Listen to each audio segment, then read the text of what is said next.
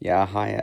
Again, just thanks to like all of my followers, and just thanks to all of those of you who like my videos. I really appreciate it. Like, it means a lot to me. So the last chapter of Genesis, um, this is Genesis chapter 50. Then Joseph fell on his father's face and wept over him and kissed him. And Joseph commanded his servants, the physicians, to embalm his father. So the physicians embalmed Israel. 40 days were required for him, for such are the days required for those who are embalmed. And the Egyptians mourned for him 70 days. Now when the days of his mourning were past, Joseph spoke to the household of Pharaoh, saying, If now I have found favor in your eyes, please speak in the hearing of Pharaoh, saying, My father made me swear, saying, Behold, I am dying.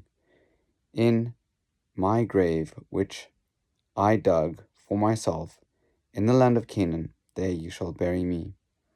Now therefore, please let me go up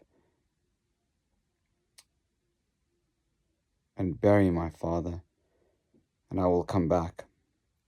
And Pharaoh said, Go up and bury your father, as he made you swear. So Joseph went up to bury his father, and with him went up all the servants of Pharaoh, the elders of his house, and all the elders of the land of Egypt, as well as all the house of Joseph, his brothers, and his father's house.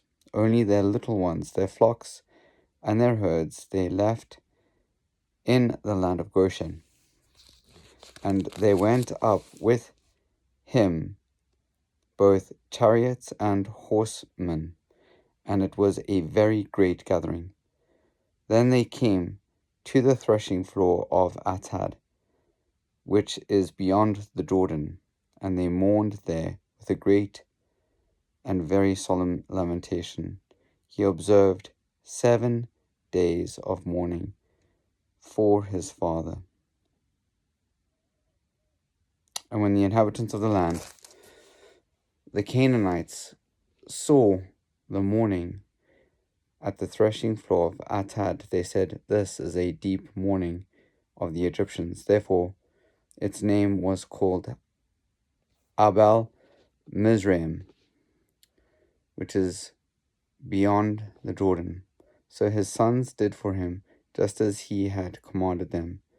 For his sons carried him to the land of Canaan and buried him in the cave of the field of Machpelah before Mamre, which Abraham bought with the field from Ephron the Hittite as property for a burial place. And after he had buried his father Joseph, returned to Egypt, he and his brothers and all who went up with him to bury his father. When Joseph's brothers saw that their father was dead, they said, Perhaps Joseph will hate us and may actually repay us for all the evil which we did to him.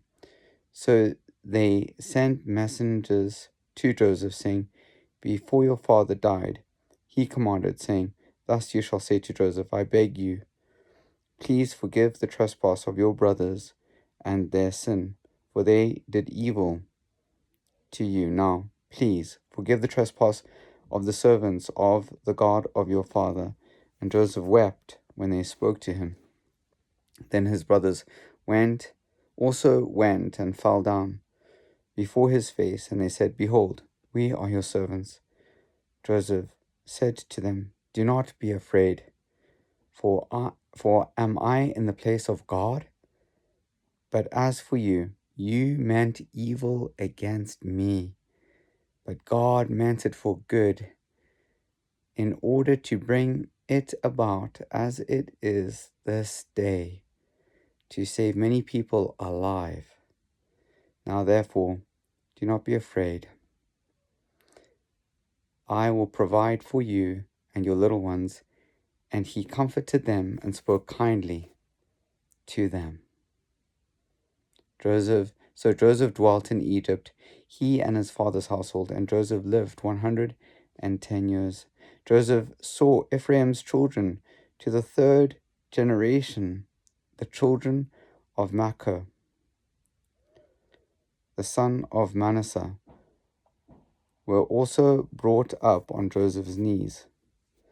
And Joseph said to his brethren, I am dying, but God will surely visit you and bring you out of this land to the land of which he swore to Abraham, to Isaac, and to Jacob.